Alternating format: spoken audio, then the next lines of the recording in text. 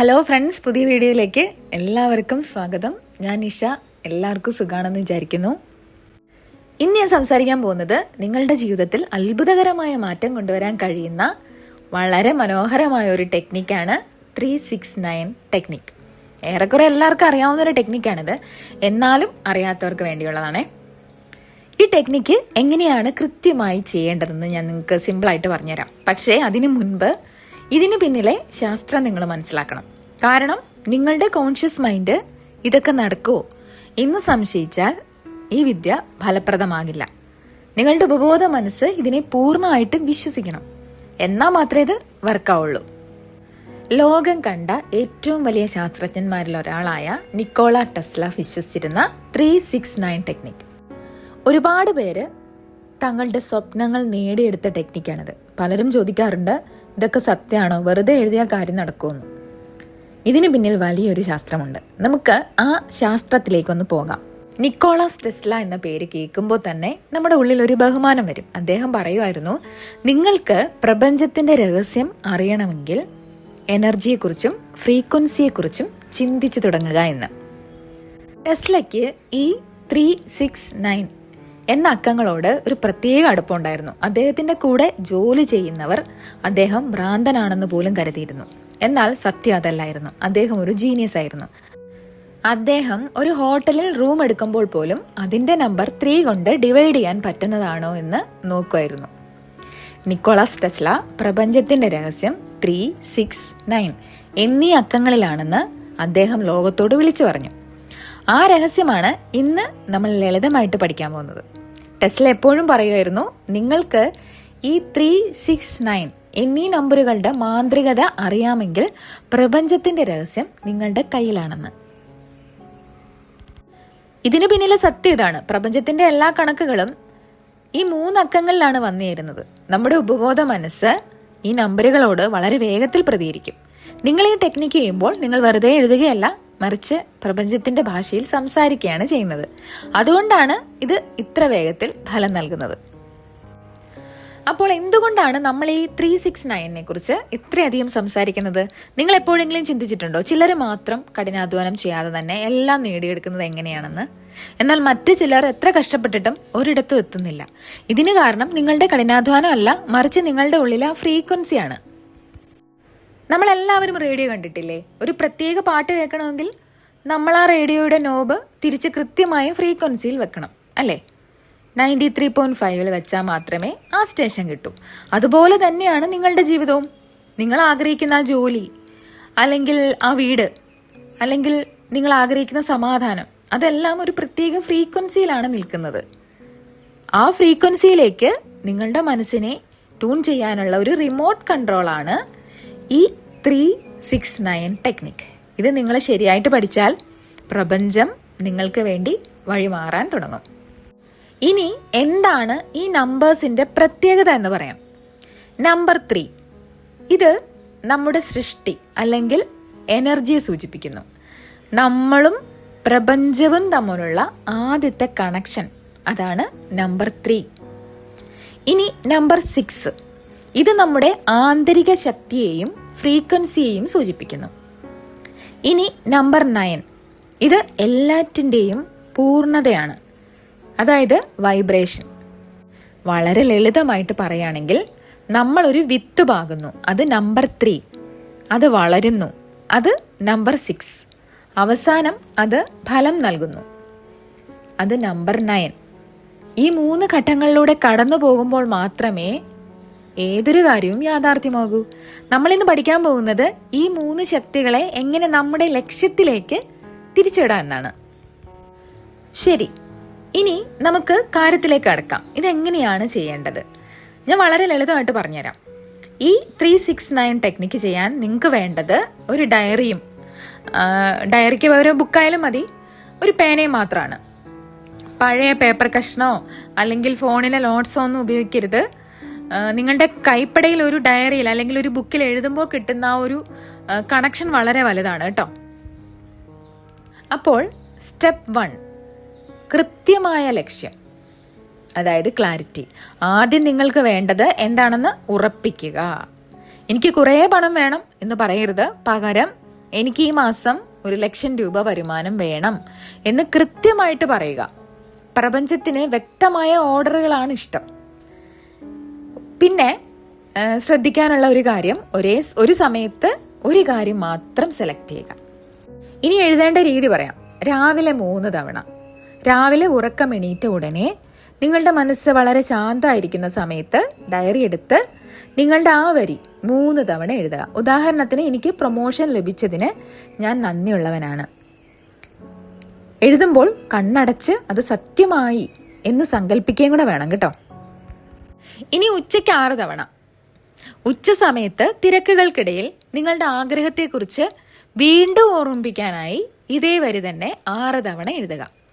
ഇത് നിങ്ങളുടെ positive energy നിലനിർത്താൻ സഹായിക്കും. ഇനി അടുത്തത് രാത്രി 9 തവണ. രാത്രി ഉറങ്ങാൻ പോകുന്നതിന് തൊട്ട് മുൻപ് 9 തവണ ഇതെഴുതുക. നമ്മുടെ തലച്ചോറ് ഏറ്റവും കൂടുതൽ ആക്റ്റീവ് ആകുന്നതും സബ് കോൺഷ്യസ് മൈൻഡിലേക്ക് കാര്യങ്ങൾ എത്തുന്നതും ഈ സമയത്താണ്. ഇനിയാണ് ഏറ്റവും പ്രധാനപ്പെട്ട കാര്യം. നിങ്ങൾ എഴുതുമ്പോൾ നിങ്ങളുടെ മനസ്സ് എവിടെയാണ്? നിങ്ങൾ എഴുതുകയാണ്, എനിക്ക് എൻ്റെ സ്വപ്നത്തിലെ വീട് കിട്ടി, പക്ഷേ ഉള്ളിൽ ചിന്തിക്കുന്നത് ഇതൊന്നും നടക്കാൻ പോകുന്നില്ല എന്നാണെങ്കിൽ ഇത് ഫലിക്കില്ല. പകരം നിങ്ങൾ ആ വീട്ടിൽ താമസിക്കുന്നതായിട്ട് സങ്കല്പിക്കുക. ആ വീടിന്റെ മുറ്റത്ത് നിൽക്കുന്നത്, പൂന്തോട്ടത്തിലെ മണം അനുഭവിക്കുന്നത്, നിങ്ങളുടെ കുടുംബത്തോടൊപ്പം അവിടെ ഇരുന്ന് ചായ കുടിക്കുന്നത്, ആ സന്തോഷം നിങ്ങളുടെ ഉള്ളിൽ വരണം. എഴുതുമ്പോൾ നിങ്ങളുടെ മുഖത്ത് ആ ഒരു ചെറിയ പുഞ്ചിരി ഉണ്ടാവണം. ആ പുഞ്ചിരിയാണ് നിങ്ങളുടെ വൈബ്രേഷൻ കൂട്ടുന്നത്. പണം ചെലവാക്കുന്നതും പുതിയ വസ്ത്രങ്ങൾ വാങ്ങുന്നതും ആരോഗ്യത്തോടെ ഓടി നടക്കുന്നതും എല്ലാം മനക്കണ്ണിൽ കാണുക. ഇത് നിങ്ങളുടെ ഉള്ളിലെ ഭയത്തെയും സംശയത്തെയും ഇല്ലാതാക്കും. ഇനി നിങ്ങളിത് പണത്തിന് വേണ്ടിയിട്ടാണ് ചെയ്യുന്നതെങ്കിൽ ആ പണം നിങ്ങളുടെ അക്കൗണ്ടിൽ വന്നതായും അത് ഉപയോഗിച്ച് നിങ്ങൾ നിങ്ങളുടെ പ്രിയപ്പെട്ടവർക്ക് സമ്മാനങ്ങൾ വാങ്ങുന്നതായും ഒക്കെ സങ്കല്പിക്കാം. നിങ്ങളുടെ ഉള്ളിൽ ആ ഒരു വൈബ്രേഷൻ വരണം.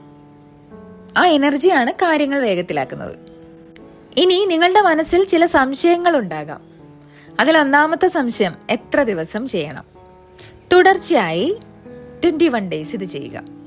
ഈ 21 ദിവസം കൊണ്ട് നമ്മുടെ ബ്രെയിനിൽ ഒരു പുതിയ ഹാബിറ്റ് ഉണ്ടാവുകയും അത് പ്രപഞ്ചവുമായി കണക്റ്റ് ആവുകയും ചെയ്യും.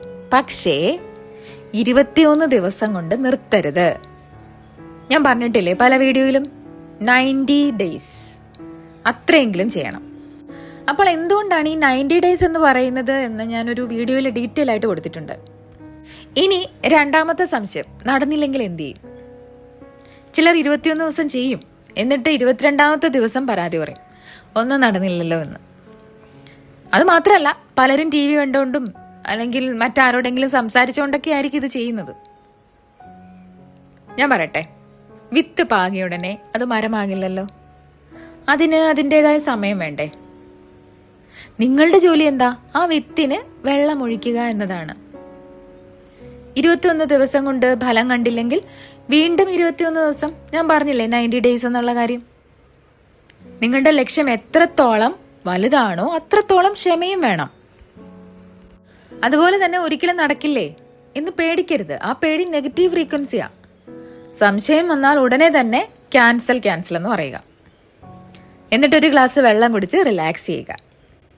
ഇനി അടുത്ത സംശയം, ബ്രേക്ക് വന്നാൽ എന്ത് ചെയ്യും? പലരും ചോദിക്കാറില്ല, മാം ഒരു ദിവസം മുടങ്ങിയാൽ എല്ലാം പോയോ എന്ന്. ഇടയിൽ ഒരു ദിവസം ചെയ്യാൻ പറ്റിയില്ലെങ്കിൽ വിഷമിക്കേണ്ട ആവശ്യമൊന്നുമില്ല. അടുത്ത ദിവസം മുതൽ വീണ്ടും തുടരുക. റിസൾട്ട് കിട്ടുന്നവരെ ഇത് ചെയ്യാനുള്ള ആ ഒരു മനസ്സുറപ്പ് വേണം. നിങ്ങൾ സ്നേഹത്തോടെയും ആത്മാർത്ഥതയോടെയും ചെയ്യുക എന്നതാണ് ഇവിടെ പ്രധാനം. ഇനി പലർക്കും ഉള്ളൊരു കാര്യം പറയട്ടെ, മടുപ്പ് തോന്നുന്നത്. 3 ദിവസം കഴിയുമ്പോൾ ഇതൊരു പണിയായിട്ട് തോന്നും. അയ്യോ, ഇന്ന് 9 തവണ എഴുതാനുണ്ടല്ലോ എന്ന് നെഗറ്റീവായിട്ട് ചിന്തിച്ചെഴുതിയാൽ റിസൾട്ട് കിട്ടില്ല. സന്തോഷത്തോടെ ഒരു കുട്ടി പുതിയ കളിപ്പാട്ടം കിട്ടുമ്പോഴുള്ള ആ ഒരു ആവേശത്തോടെ വേണം ഇത് ചെയ്യാൻ. ഇനി ഇതിന് പിന്നിലെ ശാസ്ത്രം പറയാം. ഇതിന് പിന്നിൽ ഒരു മനഃശാസ്ത്രമുണ്ട്. ഇതിനെ റെക്ടിക്കുലർ ആക്ടിവേറ്റിംഗ് സിസ്റ്റം, RAS എന്ന് വിളിക്കും. നമ്മുടെ തലച്ചോറിലെ ഒരു ഫിൽട്ടറാണിത്. നമ്മൾ എന്തിനെക്കുറിച്ച് കൂടുതൽ ചിന്തിക്കുന്നുവോ ആ കാര്യങ്ങൾ മാത്രം ലോകത്ത് നിന്ന് തിരഞ്ഞു പിടിക്കാൻ ഈ ഫിൽട്ടർ നമ്മെ സഹായിക്കും. ഉദാഹരണത്തിന്, നിങ്ങളൊരു ചുവന്ന കാറ് വാങ്ങാൻ ആഗ്രഹിക്കുന്നു. പലയിടത്തും ഞാനിത് പറഞ്ഞിട്ടുള്ളതാണ്. പെട്ടെന്ന് നോക്കുമ്പോൾ റോഡിൽ മുഴുവൻ ചുവന്ന കാറുകൾ കാണുന്നില്ലേ?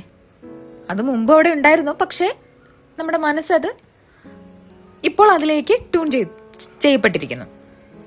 369 മെത്തേഡ് വഴി നമ്മൾ നമ്മുടെ ആഗ്രഹത്തെ ഈ ഫിൽറ്ററിൽ സെറ്റ് ചെയ്യുന്നു. അപ്പോൾ ആ ആഗ്രഹം നേടാനുള്ള വഴികൾ, പുതിയ ആളുകൾ, പുതിയ അവസരങ്ങൾ എന്നിവയെല്ലാം നമ്മുടെ കണ്ണിൽപ്പെടാൻ തുടങ്ങും. സത്യത്തിൽ പ്രപഞ്ചം നമുക്ക് അവസരങ്ങൾ തരും. അത് പിടിച്ചെടുക്കാൻ നമ്മളെ പ്രാപ്തരാക്കുകയാണ് ഈ ടെക്നിക്ക് ചെയ്യുന്നത്. ഈ 21 ദിവസം കഴിയുമ്പോൾ നിങ്ങൾ മറ്റൊരു മനുഷ്യനായി മാറും. നിങ്ങളുടെ ചിന്താഗതി പോസിറ്റീവ് ആവും, പരാതികൾ കുറയും, പകരം നന്ദി പറയാൻ പഠിക്കും. പലരും ഈ മെത്തേഡ് ഉപയോഗിച്ച് കടങ്ങൾ വീട്ടിയിട്ടുണ്ട്, ജോലി നേടിയെടുത്തിട്ടുണ്ട്. പക്ഷേ ഓർക്കുക, നിങ്ങൾ എഴുതുന്നതിനോടൊപ്പം തന്നെ ആ ലക്ഷ്യത്തിലേക്ക് നടക്കാനുള്ള ചെറിയ ശ്രമങ്ങളും നടത്തണം. പ്രപഞ്ചം ഒരടി മുന്നോട്ട് വെക്കുമ്പോൾ നമ്മളും ഒരടി മുന്നോട്ട് വെക്കണം. അപ്പോൾ എൻ്റെ പ്രിയപ്പെട്ട കൂട്ടുകാരെ, ഈ 369 ടെക്നിക് ലോകമെമ്പാടുമുള്ള ലക്ഷക്കണക്കിന് ആളുകൾ പരീക്ഷിച്ച് വിജയിച്ചതാണ്. നിങ്ങളും ഇന്ന് തന്നെ തുടങ്ങാം. നിങ്ങളുടെ ആഗ്രഹം എന്താണെങ്കിലും അത് സത്യമായിട്ട് വരും എന്ന് ഉറച്ചു വിശ്വസിക്കുക. ഇന്ന് ഈ വീഡിയോ കാണുന്ന നിങ്ങളെല്ലാവരോടും എനിക്കൊരു കാര്യം പറയാനുണ്ട്. നിങ്ങളുടെ ജീവിതം ഇതുപോലെ തന്നെ മുന്നോട്ട് പോകണോ അതോ ഒരു മാറ്റം വേണോ? മാറ്റം വേണമെങ്കിൽ ഇന്ന് തന്നെ തുടങ്ങാം. നമുക്കൊരു ചലഞ്ച് എടുത്താലോ? ഇന്ന് മുതൽ അടുത്ത 21 ഡേയ്സ് നമ്മൾ ഈ 369 ടെക്നിക്ക് ചെയ്യുന്നു. നിങ്ങൾ തയ്യാറാണെങ്കിൽ താഴെ കമൻറ്റ് ബോക്സിൽ അറിയിക്കാം. ഇത് നിങ്ങൾ എന്നോട് പറയല്ല, നിങ്ങൾ നിങ്ങളോട് തന്നെ പറയുക. 21 ദിവസത്തിന് ശേഷം നിങ്ങളുടെ ജീവിതത്തിൽ ഉണ്ടാകുന്ന മാറ്റങ്ങൾ വന്ന് കമൻറ്റ് ചെയ്യാനും മറക്കരുതേ. ഇനി നിങ്ങൾക്ക് ഇതുമായിട്ട് ബന്ധപ്പെട്ട് എന്തെങ്കിലും സംശയം ഉണ്ടെങ്കിൽ കമൻറ്റ് ചെയ്യുക. തീർച്ചയായിട്ടും ഞാനതിന് മറുപടി നൽകും.